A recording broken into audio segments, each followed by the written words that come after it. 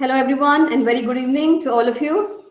First of all, wishing everyone a very happy Raksha Bandhan and a very nice day.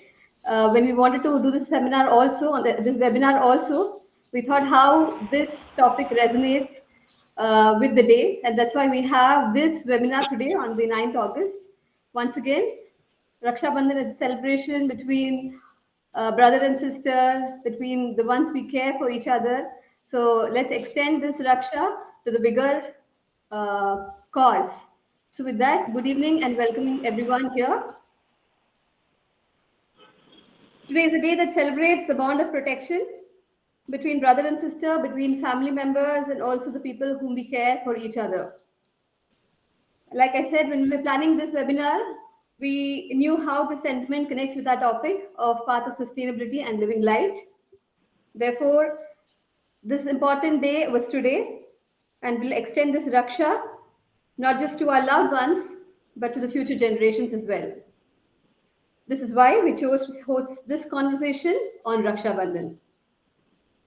In the next 1 hour, we'll explore how each of us can live a little lighter on the earth, and how even small, thoughtful actions in our own homes and workplaces can create a ripple effect of positive change. To guide us in this exploration, we have two wonderful speakers with us, Manisha Joshi and Meghana Joshi. Two individuals who not only share a family name, but also a deep passion for our planet. Both hold a master's degree in environmental science and engineering, and both have dedicated their time to volunteering, professional work, and impactful projects in sustainability. About our speakers, Manisha Joshi is currently a sustainable finance consultant with an international environmental consulting firm, bringing together the worlds of business and climate action. Meghna Joshi leads her family's electrical business while also nurturing a sustainability division that develops smart water solutions for industries in Karnataka. It's an absolute pleasure to welcome them both, Meghna and Manisha, to the path of sustainability conversation, a conversation about living light and understanding what we can do, what we can each do from our own space to bring about meaningful change in our world. Thank you both for being here with us today. Let's begin by hearing about your journey into sustainability and what inspired you to choose this path. Thank you, Meghna and Manisha. Yeah, thank you. Thanks, Yashaswini. Thanks, Yashu. Thanks for the very kind words. So we'll get started. We'll just quickly, have an overview of what we're going to be talking about today. Firstly, we'll just, touch upon why are we even talking about sustainability? How is it important? Just a little brief about climate change, and then a little bit about the problems that we're seeing. Then we want to talk about some of the climate heroes that are present very close to us in our own cities, in our own towns, and what they're doing. And lastly, things that we can do to sort of, get more involved in this work. So first of all, why is sustainability being talked about so much? It's basically to address environmental problems. Environmental problems, if anybody wants to, sort of tell what it is that, really comes to your mind, basically, we would, the first thing that people say is climate change.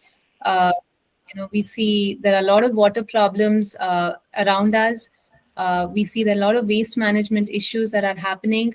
So all of these things are, reasons why we're talking about sustainability today. And just a little brief about what is climate change. I'm sure all of you would have heard the term a lot, but we're just going to quickly touch upon it just to, shed some background. But does anybody want to talk about what they think is climate change before, we, talk about it?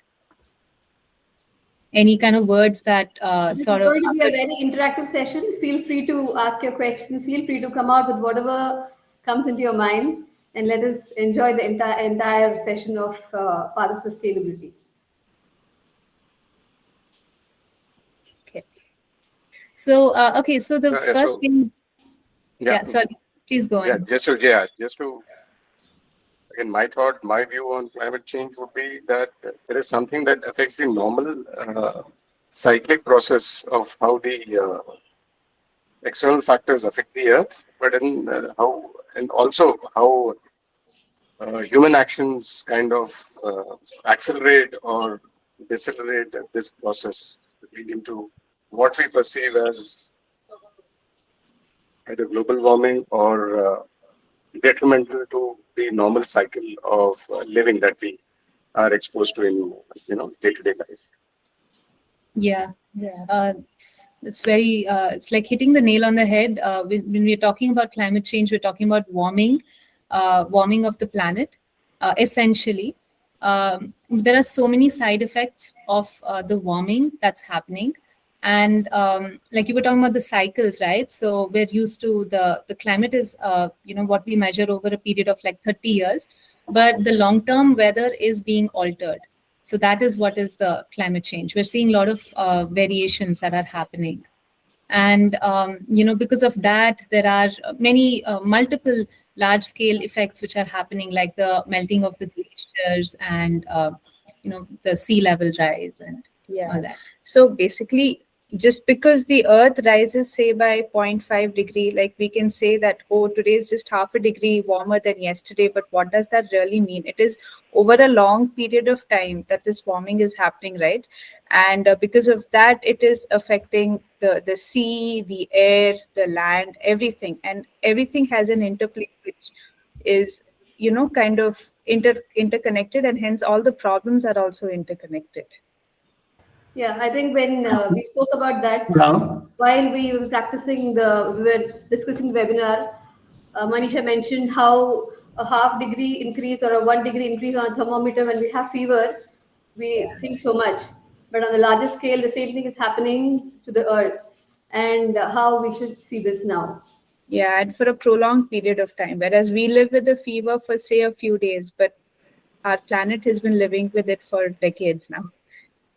Yeah, I mean, this is like you're comparing climate change to having a fever, for the earth having a fever. So that's like how people explain global warming to children, right? It's very effective to understand. There's like a blanket around the earth. So Yes. okay, so and how climate change is so very bad. We just want to quickly run through this. Just have an eye on the time as well. Yeah. So in rural India, right, like rural anywhere, basically, the farmer's job becomes so much more difficult because they have to work in hotter conditions. First of all, they have a very difficult, very uncertain kind of risky situation where they have to depend so much on the rains. They have to depend on the sun shining at the correct time for the amount of time that it should shine. So all this becomes all more uncertain with climate change. And there's a lot of soil degradation that happens with adverse weather events like heavy rainfall or flooding and all these kind of things, which also leads to a lot more pressure from the pests and diseases, for which again the farmers will start using pesticides, which again has many other effects. So all of this leads to having crops become much more difficult to predict, and feeding people becomes difficult in a growing population. And Urban India also, like, is doesn't have any respite. We've seen so many summers in the recent past where it's just scorching heat, even here in Bangalore. And the rising temperatures also are causing the rainfall to come at an untimely period.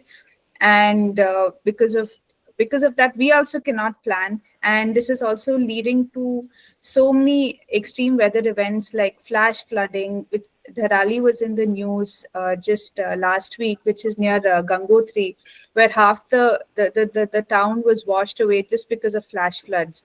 And what are all the health risks due to this variability?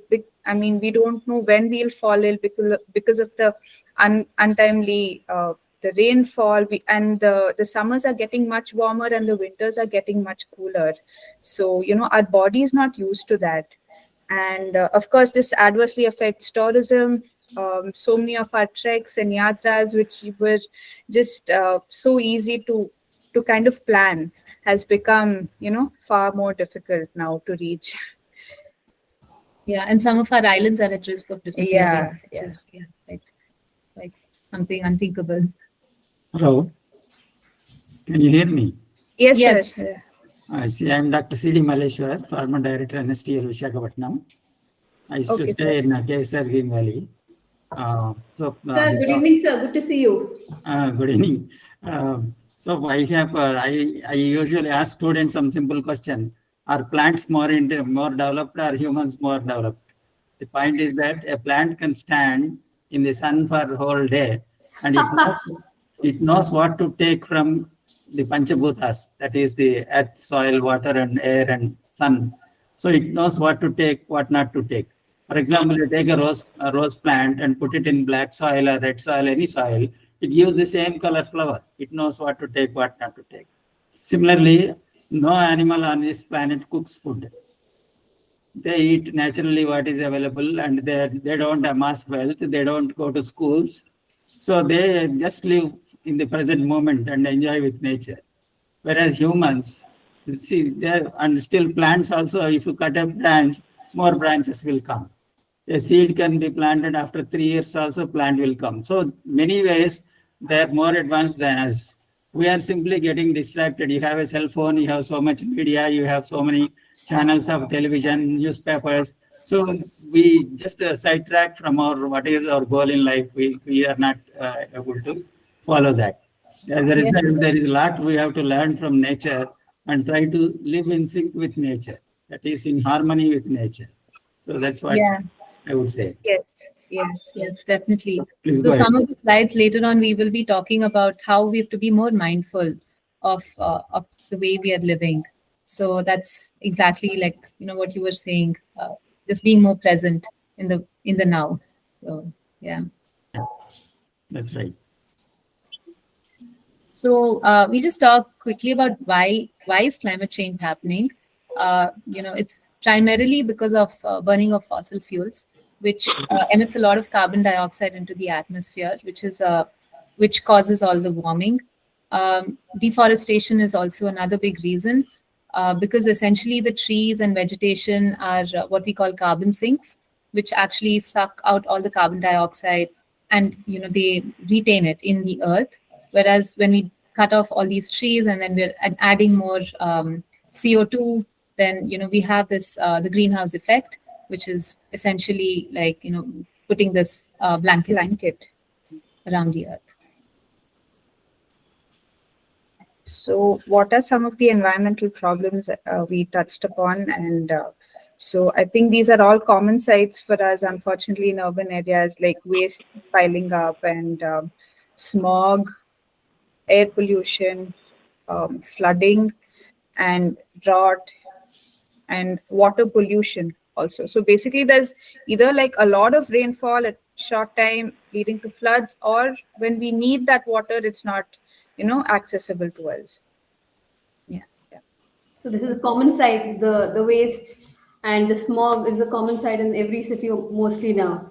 So Yeah. yeah, now we will understand how this is linked to many forms of life. Yeah, yeah, So here I would like to say one thing. See, in the many cities, let's say I am now in Hyderabad. What happens is that the Hyderabad is a plateau, that is a plain area. Now there is a lot of cementing is done. Many houses are built and roads are built. So when it rains, the water doesn't know where to go. It will enter the drainages, and from drainages it will go to the nalas where their yeah. dirty water is getting collected. And when it rains, it floods. Okay, that's how Yes. the flooding is taking place everywhere. So we are not absorbing the water when it rain comes, and therefore even the groundwater is getting depleted. Yeah. Okay, so Very that's true. that's an important aspect. In all cities, this is the situation. We are not leaving enough space for water to get into the earth again. So that creates a lot of problem in the future for people. And they get water from Krishna, Godavari river, and this water where it goes after people use again to the same drainages, because there is no place where this water is getting absorbed after doing that. Some people are working on how to purify these lakes and ponds and then try to get a clean water from that. This kind of projects, some people are working on that. Okay, so this is how things are going on. Even the pollution, for example, roads are there. They don't finish the edges of the roads nicely. There will be dust will be there, and the dust when it comes onto the street along with the pollutants, this dust also is in the air. So many people face this breathing problems, asthma, and this type of problems more when they see the air that is there in the cities. Okay, and the traffic densities also have increased like anything because we don't plan the cities well. So on every road, if you see on both sides, shops are there. There is no parking place, so they will be jammed. Okay, so it is like that, and they are going on selling the petrol and diesel vehicles.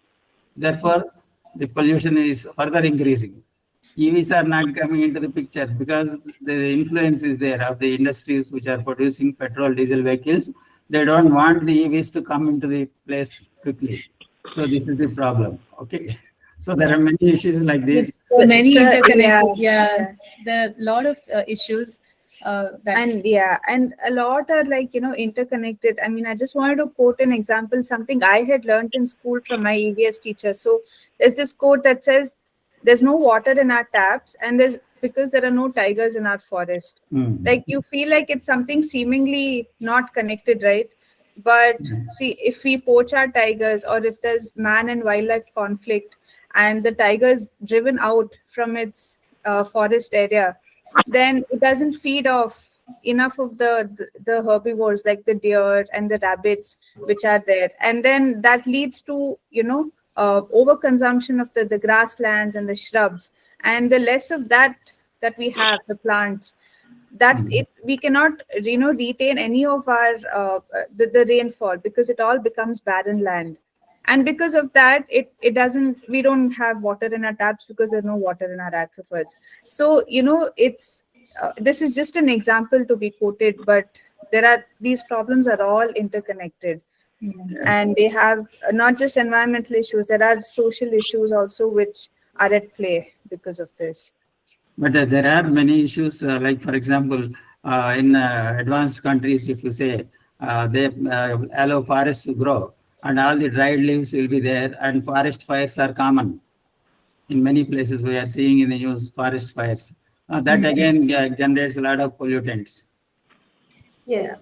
Yeah, true. But the chain is so long that the next time when you don't have water in your homes, I'm sure that's the relevant also for children who are also doing a lot of projects on tigers, on how many Yeah. tigers are there, it's going extinct, endangered species and all.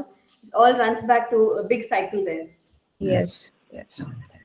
Okay, go ahead. So basically, we wanted to also move to the next part of it, which is like, yeah, we know there's so many issues that are happening that we're seeing right now, but there are a lot of there's a lot of work also which is happening, which is good to know, and it also inspires us to think about what we can do also to get involved in this. So, for example, Nandini is the local dairy here. So the milk and curd packets, now they're trying to make it biodegradable packaging instead of the single-use plastic. And sir, the topic you touched upon, EVs, here, I mean, it just represents a car, but I think all urban India, we're trying to go even for buses and lorries, even the heavier vehicles, into EV. So while people have mixed opinions about EV, the overall study shows that the life cycle assessment of an EV vehicle is far better than any petrol run vehicle, because the tailpipe emissions are virtually zero in an EV, and also the electricity to fuel this, right? It comes from a mixed electricity source. It can be coal based, and now the renewable energy is making a lot of news. A lot of MNCs are actually like promoting. So our grid is mixed, and it's tending, Decarbonizing. and we are decarbonizing our grid much more. We are tending towards renewables much more. And like this picture represents solar, wind, hydel, and like I think metro is an up and coming thing in most of our metro cities now. We even have our Modi inaugurating a new line tomorrow in Bangalore. So let's hope that continues. And I think a lot of agreements are signed. Politicians are getting involved. Many MNCs are committing, saying that we will commit to becoming net zero by such and such a year. These Because are, there's a lot of awareness happening right now. yeah. No, but one important aspect is that we should look at the practical issues that come out of these things. For example, I tell you the metros we have in Hyderabad also metros. But what happens if an employee has to go from his house to his office? What he does, he has to go to metro station first through on his motorbike or some vehicle, and then he should get into the metro. Then again, after getting off, again he needs to take a vehicle and go to his office and then come back same way. So that means 4 times he has to have a vehicle other than twice metro ride. Okay. Therefore, this is not workable. As a result, many people are still using their own personal vehicles, motorbikes and all that. So there should be end-to-end connectivity should be there. Yes, End-to-end means, definitely. Definitely Public say, transport yeah. has to be improved. But And I the think IT there's a start somewhere. Like- We have started showing awareness, like what the last slide shows, the last picture shows about MNCs also working upon bringing awareness and whatever Meghna said. So we are doing our bit from MNCs and big companies, or coming as small as our talk, to And bring a governments little as more well. greener planet. Yeah, to bring a little more sustainable acts by us. And even a lot of the tech parks have like shuttle service, bus shuttle service from the metro to the tech park. So For actually, people sir, a lot of the metros in Bangalore are running quite full. We don't no, have place to no, sit or metros stand. will run full, So but the point while is, it is a beginning, I know it's not perfect. It is surely a start. yeah, but the traffic is increasing day by day. That is one traffic problems. And one more important issue is that it is a town planning deficiency what is taking place. Yes. For example, if you take Yeah. DRDO labs, if you take, all the quarters are there, lab is inside, and there is also school inside. So every day, nobody needs to go out of that campus unless they want to go for some picnic or some movie or something like that. The daily commuting is not there. So here also, where they are building companies and offices, etc., there should be nearby some school, nearby, residential accommodations, things like that. If planning is done like that, then people need not have to go every day morning after getting up and commuting so much distances. All that will reduce. But then now we are looking at after the things have gone wrong, then we are looking at the situation. We are not looking ahead. That's why we are facing the present problems like this. Yeah. Yeah, go ahead. Yes. So we just wanted to highlight that despite so many challenges, there are many people who have been very inspired with some specific things. There are many climate heroes. This is a picture of Captain Planet for kids, of the person who saves the Earth. Like for example, this is a very specific example. There's one person called Arun Pai who wants to make Bengaluru a Walkaluru. Means that he wants to make sure that there is good pavement, sidewalks for residents to walk around in their community. Or it might be like they want to walk to the bus stop or to the nearby metro station, because sometimes people will be like, oh, I can't walk, so I have to take my two-wheeler, I have to take my four-wheeler. Yes. So What this was mentioning, no, that they have to move from one place to another to metro to again take. So yes, be yes. connected. Yes. So basically, this person, he's like taken thousands of people. Like he'll say, I'm going to walk like 15 kilometers, like especially like, when there's Independence Day or like Republic Day or any holiday, that he'll be like, I'm going to walk like 10 kilometers or 15 kilometers. And like hundreds of people will go with him. They take photos, videos, and then they urge the civic authorities to repair those places. And it's basically bringing a lot more awareness. And when you're able to walk, pedestrian walking is there, transportation gets decarbonized automatically when people are able to walk. So this is just something that like people do for fun. Like in this picture, you can see that people are, walking even though it was raining, and they're having a good time. So he's like, very specifically, he's into walking. Similarly, there is Stone Soup. It was founded by Malini Padmar. And so they're into end-to-end waste management solutions. So on the left the photo you can see is a community composter. So they have composting solutions from a like a single person household to like, you know, large scale 400, 500 kind of apartment complexes. Then she addresses like, you know, something called Green the Red, which is sustainable menstruation. And also what comes along with that is, you know, alternatives to the disposable diapers that have become very rampantly used. And so we talk about the changes we can make at household levels, right? So she has actually addressed it even at ward level, and she has made a certain ward here in Bangalore completely like zero discharge or zero waste going out from that ward. So yeah, there are very like, you know, heroes right in our neighborhood actually. Exactly. We have always heroes around us. Yeah. So these are like, you know, few more people. You know, you can look them up on Instagram or Facebook. Uh, you know, Vani Murthy, she's into like composting. Actually, something that is picking up a lot of pace is pre-loved clothing or pre-loved, you know, any kind of goods, or you swap it, like you use it for a short time and you give it back. And there's a plate bank run by actually many people these days. So any And Adamya Chetana is free. yeah, and it's rent free. In fact, the example quoted here, there are so many people now into water tech, energy tech, and I mean vegan eating, which kind of extends into sustainable eating also. So there is And just sustainable architecture, since Sir was yeah, talking a lot about like urban planning and sustainable yeah, architecture. So there's like a whole spectrum of work that can be done for sustainability, and so many people are taking up specific things that they have a passion towards. So yeah, you know, there's some people who just volunteer and they go blogging on Sundays. So some people just do it as volunteer work, some people do it for profit, some people do it yeah, as NGOs. So there's a whole way of you know, getting involved in this.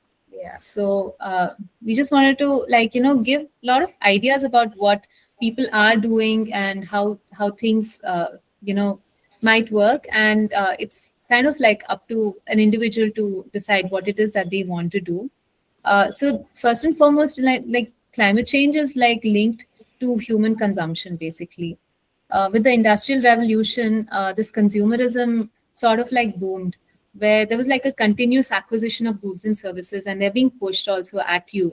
So initially, it was for basic human needs that it was there, but then it started like going beyond that, and now we are consuming also kind of like for our own identity or like for social needs, not because we really need it, but it's mandated. Like, you know, if you're in a particular Yeah. society, you should have like so many cars, or you should have so many vehicles, you should be having so many whatever goods, or you should be availing of so many particular services. So that kind of has spread from the west now even to the east and in India. And at the rate that we are right now, they are saying that we need 1.75 earths to actually sustain the current level of consumption. And they're saying that by 2050, if we're going to grow at the rate that we're going now, we will need 3 planets. So it's kind of like a very scary situation, and we have to, you know, think about what we can do. So, I mean, we thought we'd touch upon few points which are like close to us. So, I mean, shopping, that's something that's so close to our heart, right? I mean, it makes me happy. Like, whatever it is, like I've had a long week. What can I do over the weekend? I can, like, there are so many malls. Just go and like, let's pick something which is on sale, right? So, I mean, before we buy something, especially like a piece of clothing, because that's so easy to talk about, can we think about like, do we really need it, or are we buying it just out of greed? And can we think of like, you know, different scenarios that we can actually use it, um, and if we do need it, can we buy a really durable one instead of something flimsy which is just going to give way? And yeah, like we said, just because there's an end of reason sale, just because it's 70% off, doesn't mean we have to buy it, right? And can we opt for, you know, materials such as like cotton, which don't give out like microplastics when they're washed? Because I think that's another different kind of like, you know, both air and water pollution for And us. health. effects. It's a big health hazard. And okay, if we ultimately do really need to shop, can we just take a bag, in our pocket or in our purse, so that we don't have to avail another paper one or a plastic one? I mean, either uses up resources, right? And whatever we buy new, supposing something happens to it, there's a small tear, can we learn to repair it? Can we learn to still live with it and reuse it? Yeah, And styling. I want to say something here. See, many of the, whatever we are, our government, if you see many things, they tell you what not to do. They don't tell you what to do. Okay. The problem is that with plastic, they tell you don't use plastic, and they started charging plastic bags. When you want something in a department store, they charge 5 rupees and give you a bag. But the point is that all materials are stocked in 1 kg, half kg, 2 kg bags like this, all are plastic things. The moment we buy some things, even though you may carry a cotton bag, you are getting many of the things already packed in plastic bags. Okay. So those are a waste again. So how much is the percentage that our effort is helping the process? So unless there is a solution to stop packing material in the plastic bags, pre-packed things, then it is possible to reduce that. So one fundamental question is that if plastic is not good, why don't you stop it at the source? Don't produce at all. But we produce and then we tell people you stop using, don't use something else. So is it possible? So Similarly, there many are things. like rules, actually, sir, like EPR and producer responsibility rules, and all are there. So these FMCG companies will come under those rules, and they're supposed to collect certain amount of the plastic that they are putting into the market, and they're supposed to recycle all of that. Of course, it's not perfect, and like you said, I mean, governments should not be allowing, but unfortunately, these lobbies are very powerful. So it would be very hard to, like, right now, to cut everything down. But ideally speaking, we should find alternatives for the use of plastic. And I believe there is a lot of research happening. People are trying, but the convenience of plastic is just such that people are unable to leave it. yeah. So we have to do the best that we can with the current situation. See, And but also, one thing is that I make a statement that reverse gearing anything is much more difficult than forward gearing. What I mean to say is that before the plastic is invented, how people in this country lived. So I remember in my childhood that there used to be all materials they used to keep in gunny bags, and then you take your bag or your carrier or something, they put that oil, you take one thing, and for other materials they use newspaper packing, and they used to give us. And newspaper anyway is compostable, or it can go back to earth, not a problem. Whereas plastic is the problem. So we have to go back to our previous stages, how we survived without plastic, and those things we have to bring it back. Is it possible? There are many vested interests are there. Those who are producing all these materials, factories, and all that, they don't want to bring that change. So how do you bring yes, that change? So here, I think consciously we should go back in time to make certain choices consciously to pick out with whatever is presently there. Yeah. So we Okay. can't we can't change the whole loop here. But Yeah. where we can act in small things, we should bring our mindfulness there. But So there are like a few stores, sir, where you can do this. Like this Pure and Sure in Bangalore. So you can go and take your bags and fill your groceries, yeah. your grains, and your dals and all that you can get. The thing is that very few people actually have the time and resources to go and do like this. yeah. Of course, they can get it through Amazon or something from that store. Yeah, Exactly. exactly. Yes. When it can come in 10 minutes. Yeah, like big baskets. Yes. Yes. But we'll come to that slide soon. Yeah. Yes. Yes. Okay, go And ahead. Go ahead. yeah, waste generation, another big problem. So, are we segregating our waste in the correct way? There's actually three ways to segregate it, that is, wet waste, dry waste, and reject waste. So, are we doing it correctly? We can just check. And actually, in Indian households, they say 60 to 65%, which is majority of the waste produced, is wet waste. So if we can compost that in situ, like in our gardens, in our communities, that takes care of the bulk of the waste. And like I said before, purchase good quality material so that we're not kind of discarding it very quickly. And think of the packaging waste also. So if you're gifting someone something, do they really need that shiny plastic foil paper? Can you just do without that, or can you just use newspaper instead? And sir, like you said, sometimes like buying in a plastic bag is kind of unavoidable, but can you buy like a larger bag? So that is something that we have just talked about. And if you want to volunteer on like weekends and stuff, there's plenty that's going on. So like, yeah, jump on if you want to. Yeah. Okay, then another thing that we wanted to talk about are like green celebrations or parties. Like we spoke about Adamya Chetana, there are multiple plate banks around, at least Bangalore, where they will lend you plates and spoons and tumblers and cups so that you don't use single-use, material, cutlery. Then there are waste management companies for events where they'll come and they'll take care of your entire waste. They will segregate it. They'll make sure that guests, put it in the correct place, and then they will compost the wet waste. They will segregate and they will recycle the dry waste, and then the mixed waste or reject waste will be brought down to the minimal possible.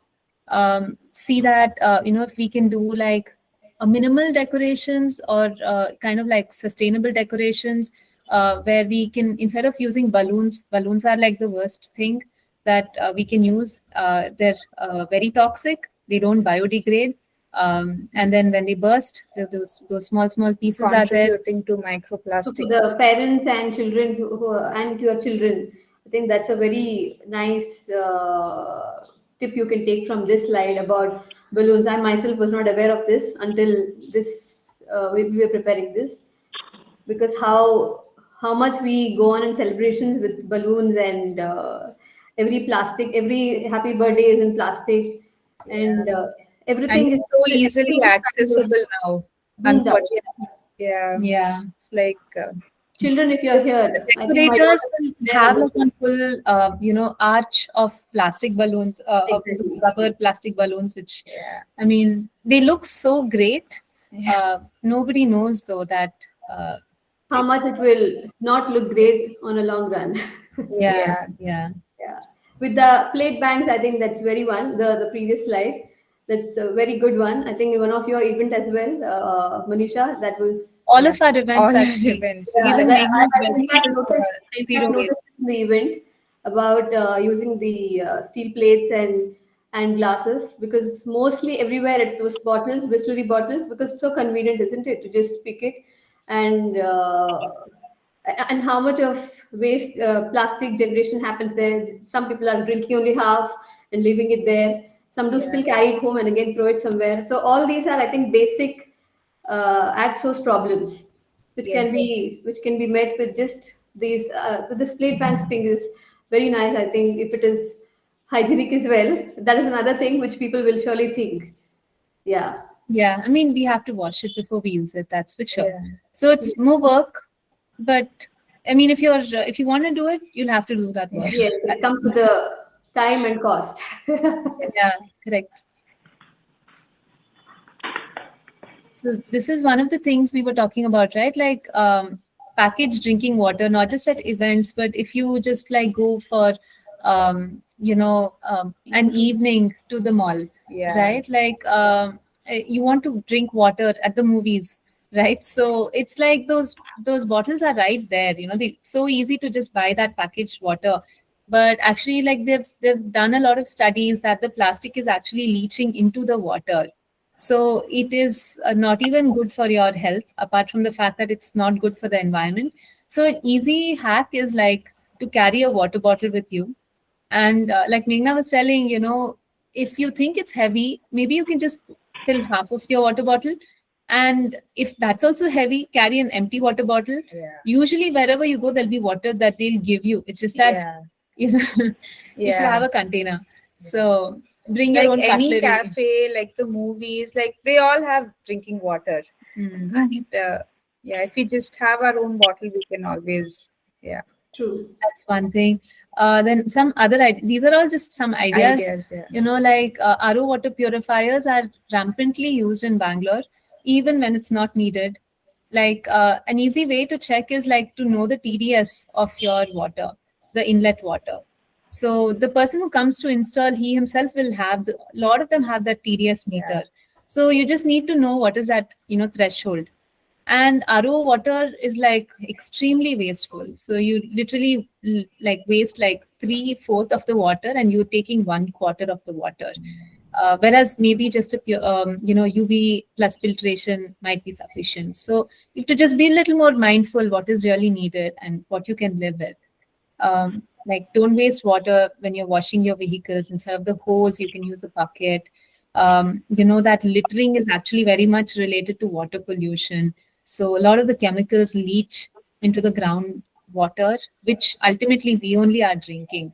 So it's something that we have to do for the future generations, like Yashu was mentioning at the beginning. So there's a lot of scope that we can do volunteering. It could be volunteering to save the water bodies around our area as well. So there are many, many things that are going on. I think you should start teaching them in the schools, children from childhood. They should Absolutely, yes. learn these things, how to manage the living with nature and all these things. Yes. But So nowadays nobody teaches them, and also children learn from more from what they are seeing on the TVs, videos, and then parents, etc. But if we teach them, they don't accept it unless we follow. Elders are following, and it is Yeah, seen. yeah. yeah, That's what- they learn by observing, no? Yeah. Yes, yes, yeah. Another thing is like talking about energy. Are we like, one is, are we just turning off the lights when we don't need it? And are we buying the energy efficient bulbs, the now BLDC fans, and the appliances that we are buying new? What kind of star rating do they have? And just because every time Apple comes out with a new version of the smartphone, do we really need to go in for that? Or All are the, we all just, the Apple lovers here have to listen more. Yeah. because all our electronics have a lot of rare earth materials in it, and like we've mentioned in the next point, right, you need a minimum of 1,000 kgs, that's like 1 ton of earth needs to be mined out just to get 1 gram of gold or a rare earth material. And we use all of that in I mean, apart from jewelry, which is very evident, we use all of that in all our electronics. So like, can we think again, like, just before buying something? So as we And talk about this gold around the festival Varamahalakshmi, I think we will do a little more mindfulness on whether to buy gold, because 1 gram will have to mine 1,000 kg of earth. yes, yeah. And I mean, every item is so resource intensive, right? Like we can just rent things like books. Like we can go to a local library, we can walk to our local library, and so we can borrow books, we can buy pre-loved toys, we can borrow festive wear when it's like a family function is coming up, and now you can even rent furniture. So there is so much we can actually do. So this ownership thing should, I think, reduce. Yes. I'm not sure whether it is relevant to all, but yes. So again, food is it takes up a lot of resource to produce the food in the first place. Okay, and then food waste, if we are unable to consume it very well, it produces a lot of food waste, which again is an emitter of the greenhouse gases. So food uses like a lot of soil, water, human effort, and then after that, a long supply chain for it to actually reach us from wherever it is produced. Like we all like many imported things also these days, but how does it reach the supermarket near us? Like, can we think of that? So it's called actually food miles. So how many miles has that food traveled to reach you? So and then fast food versus slow food, like slow, preferably home cooked food versus like chemical filled, like fast food industries, which again the fast food industry has a lot of supply chain coming from a lot of things from the west or certain like decentralized units, and it's uses a lot of the packaging waste also with the fast food, you know and like I mentioned, the chemicals used to preserve the food or to make it very tasty. I think even from a yoga perspective, Yashaswini would not be very approving. Yes. And and another thing is palm oil, right? Like it's so extensively used in so many of our chips, and even like the Indian murku and stuff these days.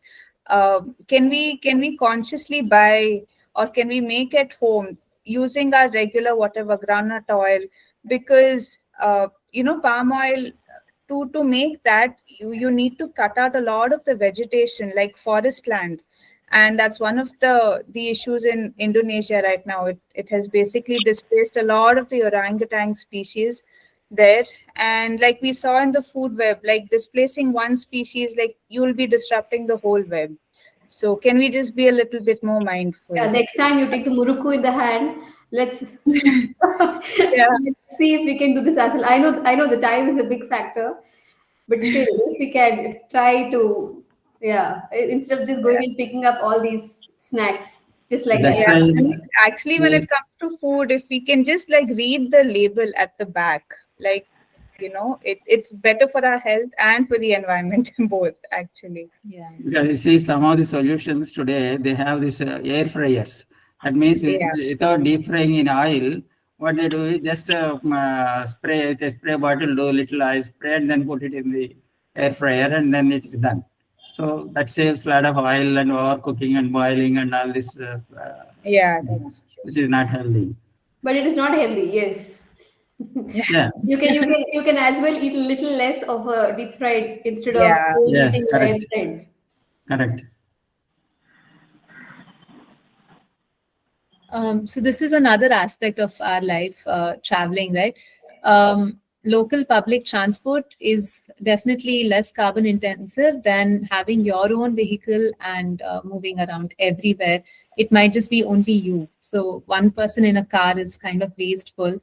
Carpooling is another good option. EVs and hybrids, like Meghna was talking earlier, they have zero tailpipe emissions. And despite all the controversies over the life cycle, they are better for the environment than regular petrol diesel cars. Of course, walking and cycling, those are the best ways of moving. And responsible tourism, we speak about it because there's sort of been a lot of over tourism also these days, and people just want to go somewhere sort of like just because someone else has gone, even I have to go, and so they want to sort of like go with the match. fastest way, and even over there, like we were talking about the helicopters in Char Dham, right? Like it's like just convenient for people to make it a very very fast trip, and there have been so many helicopters moving around that it's disturbing the ecosystem over there, having too much of noise, having too much of those vibrations, all of that stuff. So maybe more sorry. That would cause landslides. Yes, yes. So, I mean, it might be something like, they're talking about how Mount Everest can't take the load of litter that trekkers are, putting on the mountain. So, I mean, it's unimaginable that, can we load a mountain so much with just litter? So, responsible tourism, being more conscious and aware, seeing if you can use something which is more eco-friendly. for your modes of travel. I think the motto should be leave no traces. Wherever you go, come back like you never went Yeah. there, but you take the experience and just come back. Yes. No, but you have other solutions also. For example, nowadays technology is good, so you can put a tunnel in the mountain and then use a lift from inside to wherever spot you want to reach. So there is no need to go by those roads and helicopters and all that. And even nowadays, these ropeways are also they're building in a long way. So you can either use ropeways or use a tunnel and then a lift to go up. Yeah, but then the whole idea of yatra, this is totally my perspective about reaching a certain place with understanding all the struggle, getting it's a sadhana to go from one place. That's why it's called a Yeah. chardham or a Correct. So the road will be still be there. You can walk if you want to walk. yes. That's why we have bought the walking, and when all this new technology brings in, here I think we have to go back in time again and bring in the right practices. Yeah. So helicopter is not the only solution, but there are other solutions with which will save time and will be faster. So it is a question of are we ready to do that or what is it? Of Okay. course, on an emotional perspective, there are people who have visited on helicopter and felt very good about finishing the yatra. That's a whole tangent of seeing the technology coming in here. Yeah.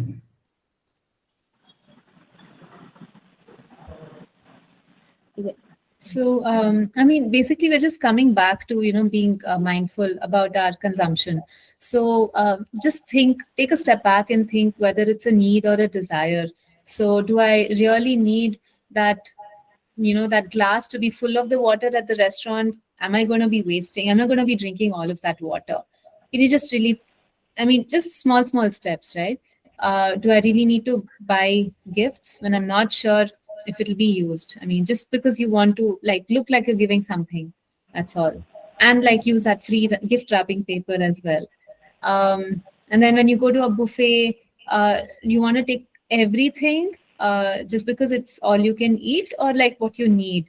Uh, just being mindful of that. Taking extra tissue papers, taking extra plastic spoons than what you need. So see if you can be more mindful of that. And then even like, a paper bag, it is biodegradable, correct. But if you have your own bag, you don't need it. So, thereby you're, reducing on the resources that you're consuming. So these are just some examples. And then, Yeah, I mean the same thing when you order a thali and what happens to some of these things that come along that you can't eat. Like, do you really need to order that in the first place? And just because we have said, okay, cotton is a natural fabric, it's cool, do you really need that extra cotton shirt or kurta? Because they say you need to use even a cotton item at least 30 to 40 times for it to be worth its life cycle of producing that garment. So, or are we just buying it because it's on sale? And do you need like a matching accessory for a new function just because like you're bored of the new one? And because you wore, this sari, say like 6 months ago at a close friend's wedding, like, do you not want to like repeat it, or it's totally okay, right? And when you have guests over, I mean, I think it's the company which makes it really good. Or do you really need to have like a very elaborate meal to host people? And like we touched upon before, just because it's available and you can buy it and it's cheap, do you have to have it?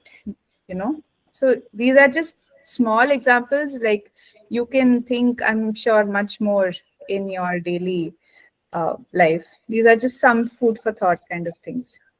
I think When you say these things, I recollect one small incident from Ramayana. See, the squirrel. Squirrel has got some three lines on top of its body. Squirrel. So what happens is that when they are building that Ram Setu, all these people are monkeys and the vanaras are putting the stones there. Now, what the squirrel does is that it wants to fill the gap between the stones by bringing sand. So what it does, it goes, dips itself in water, then rolls in sand and goes onto the bridge and then shakes her body and the sand will be falling on the bridge. So the Rama sees that and he is so much pleased. He just takes it in, takes her in his hand and then puts the three fingers. So that's how that is. That means we should do our bit. It may not solve the entire problem, but the point is that are we consciously doing what we are supposed to contribute ourselves? So that is the way it should be done. It's an incident from Ramayana which says that the squirrel is doing its bit to help the process. So Yes. Yeah. Yes. So I mean, I'm actually bringing it back to Yeshu's topic, which is yoga.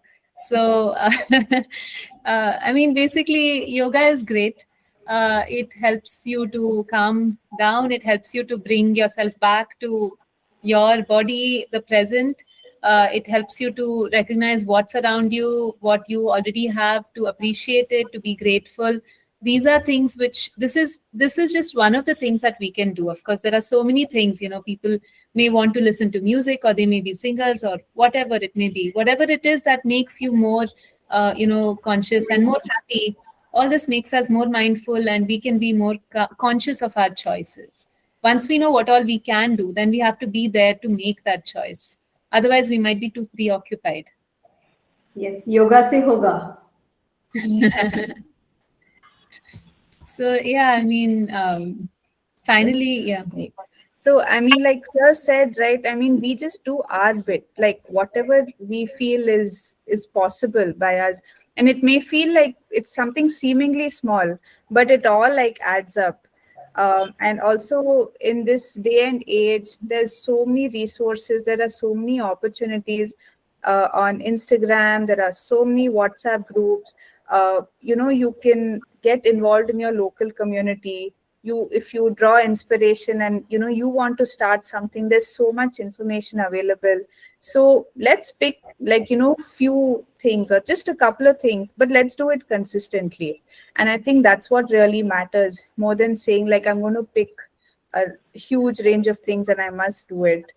So like there's a small story of stone soup that I thought I would say tell everyone. So I mean, it's a made-up story. Okay, it's like a group of travelers are traveling through a town, and they're very hungry and tired.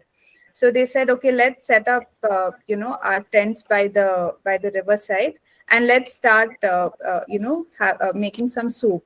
So one by one, the villagers came and asked the travelers, "Oh, what is it that you're making in that pot?" So they said, "We're making this delicious stone soup. And if you can give me a little bit of carrot, it would taste really nice. And I'll give you some. and I'll give you some of the soup. Like we'll all share the soup." And so the next villager came along and they said, "Hey, like what you making?" And they said, "Hey, we're making this very delicious stone soup. You give us a few condiments here and there and some salt and pepper, and we can all have this lovely meal together." And that way the travelers were able to convince each of the villagers to bring something small to that dish. And at the end of the day, they had such a tasty broth that the entire village could share. So likewise, if we could also contribute just a little bit, it would all make things a lot better, for sure. Yeah. So I think thank you. Thank you for your time and attention. Yeah. So small steps which we can take for our planet is a giant leap for our future. Yes. With this, I want to open out to the audience present here. If you have any questions or if you want to share some insights or anything about the webinar, about what you felt about it, please go ahead. Sir, I want to say something. You have taken a nice initiative. I think you should continue to do this on various topics which are helpful to the society and bring awareness. And also maybe such things you can conduct in schools, etc., so that this awareness will be there Yes, sir. from the children and all that. Okay, so Absolutely. Actually, during this webinar, I in fact shared with a lot of children, parents, and to invite the children because I thought it's more relevant for the future generation to understand what they can do, that small bit from their homes. okay. Thank you so much. In fact, after seeing your thing nowadays, because after retiring, I was thinking of many things, how to make India as an advanced country, what needs to be done, and this kind of topics. So many things are there which we need to develop. Just the what is it? Average income that people are earning is not the one which makes us advanced country. How we are living in sync with nature or not? How are we doing? Is there honesty and integrity in society? How people are behaving? How is the corruption level? All these things. There are many things are there which require some good attention and correction in our society. So that's how. So this type of webinars, what you're initiated, they are very nice in bringing some awareness among people, and then at least that's a seed. So let it grow into a big tree, and then we'll get the benefit out of it. Okay. So wish you all the best. Thank you. Thank you, sir. And thank you for being a very nice audience here. Thank you so much. Thank you. Yeah, thank you. Ma'am, I would like to appreciate the efforts you have taken for trying to condense a very, very vast topic in Yeah. such a short time. So I really appreciate and commend that effort, and thank you for sharing your insights on this. Thank you, Thank sir. Thank you for being you. here. Does anyone else want to say anything?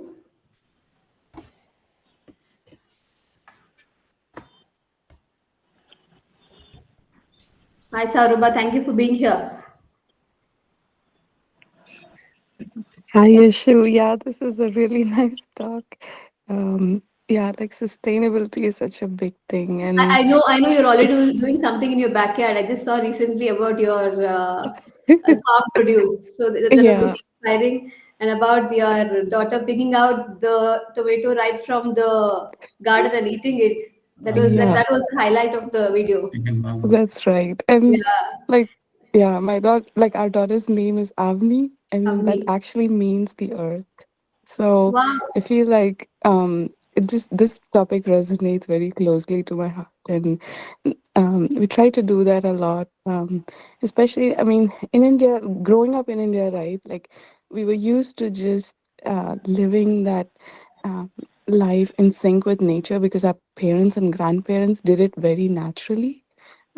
But for us, I think we have to make that conscious effort of choosing those things because we have the freedom to choose, and that economic freedom also has also brought this huge burden of instant gratification, and it has made us afford like it has made everything affordable. That's kind of how it turns out. So I think exactly. making conscious choices at every single step, like every single grocery store run, every like Amazon has just changed our lives. But but then they give us this flexibility to buy and return things, but that means that there's a lot of Exactly. No, shipping I think containers. Manisha, did we touch upon the topic? Thanks, Harba. We were discussing No, during actually, your that preparation that we, we buy from these online sites, Amazon, Flipkart, Myntra, and yeah, all, and then yeah, we are not sure and we return it. And yes, yeah, yes. Manisha, So you can that just was actually one of the points in the shopping slide. Uh, so, when we are sure we really need it, can we go to the store and like pick it up by like trying it and feeling it, or like seeing if the fit is really what works for us? Because actually, everything that we return, none of Yeah. it actually goes back. Like it's just discarded. All of the return materials, whatever it may be like, clothes or any personal care products. It's never actually sold again on the platform. So Yeah, it's, I mean, yeah, it could be a little different in India versus US, but the items that are returned here in the US, they are like kept separately, like in big warehouses, and they are sold to other countries at lower price, oh, probably, low but price. that's how they handle it here. But yeah, like grocery stores, like going to grocery, if you're purchasing stuff in India, they don't give you grocery bags, but here they still give us. So we always like that's small things that I try to do in my life, that I take grocery bags because I'm used to doing that in India all the time. So Right. things like that is, you have to make conscious choices, and if we don't make it, our kids won't do it. True. So Yeah, Yes.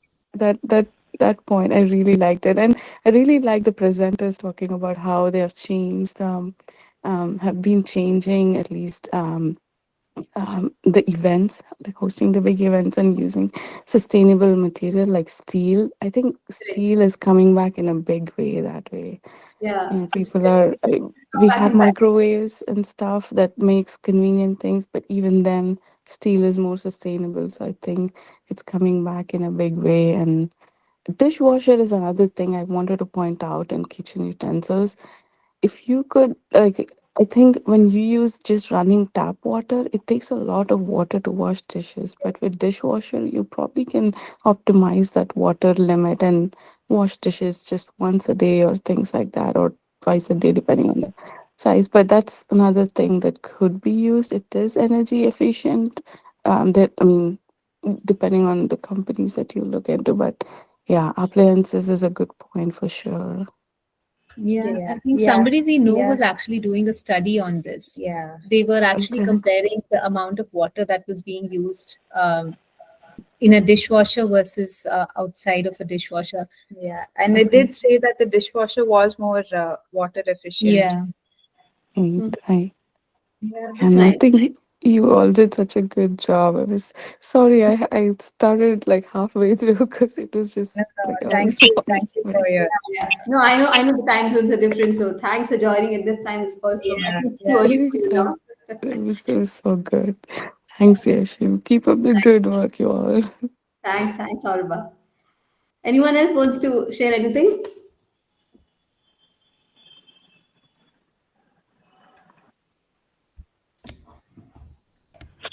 So we'll come to the end of the webinar. Anyone? Okay. So as we come to the end of today's conversation, I want to take a moment to thank our wonderful speakers, Manisha and Meghna, for sharing not just their knowledge, but also their practical insights and inspiring journeys and their stories.